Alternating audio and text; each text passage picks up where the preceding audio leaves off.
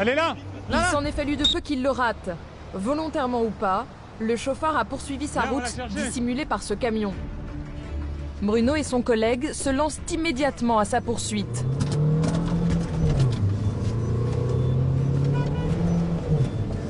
C'est un gros excès de vitesse avec rétention du permis, donc ça justifie qu'on aille le chercher, quoi. Et ouais, parce qu'il était caché derrière un camion. Les gendarmes conduisent pied au plancher. Et tu vois une voiture blanche sortir. Sur cette portion limitée à 90, ils foncent à 130 km/h. Mais toujours, aucune trace du véhicule. Donc il faut être assez réactif dans ces moments-là, parce que sinon, il est là-bas. Mais après 2 km de chasse, il recolle enfin à la voiture. Il roule lui en plus. Ouais. Ah, il est à 130. Malgré la sirène des gendarmes, il roule toujours aussi vite. On va pas pouvoir le sortir ici.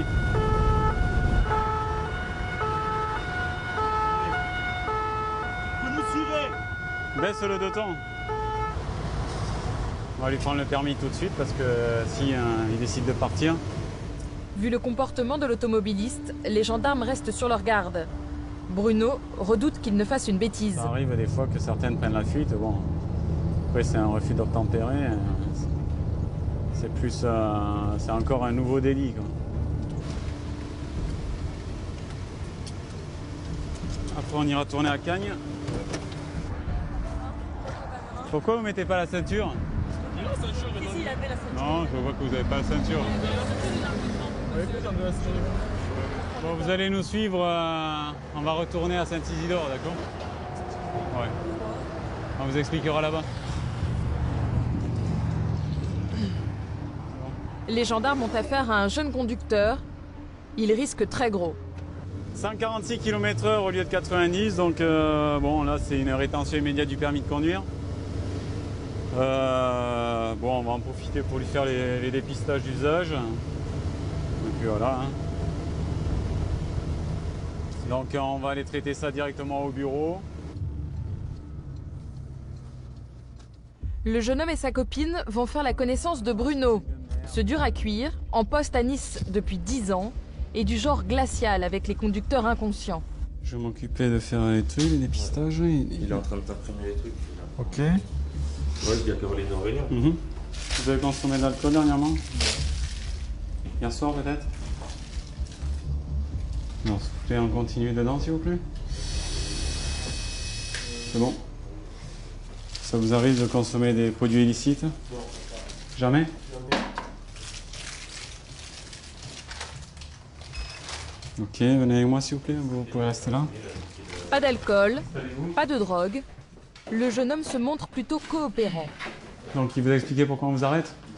Vous avez été contrôlé au radar par un collègue qui est au bord de la route à 146 km/h dans la descente avant le péage.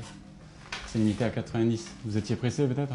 Parce qu'il a commencé à 10h, c'est pour ça que j'ai même pas vu la vitesse que c'était en descente.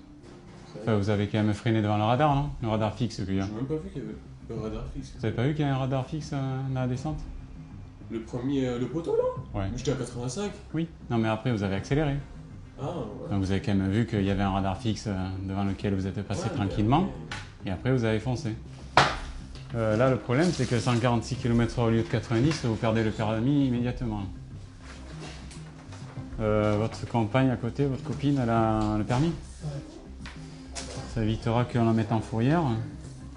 Donc ça vous fait 146 enregistrés, ça fait 138 retenus. Donc à 2 km/h près, on procédait à la confiscation de votre voiture.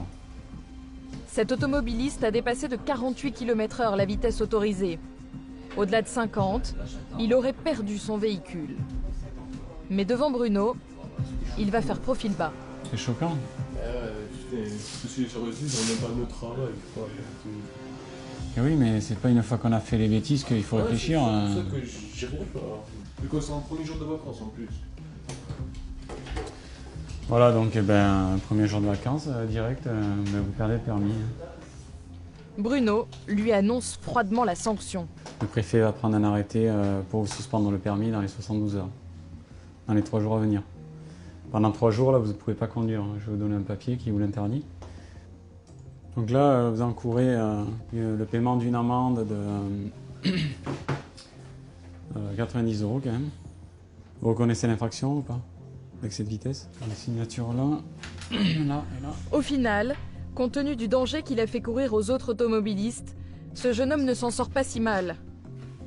Il écope d'un retrait de permis de 4 mois et d'une amende de 90 €.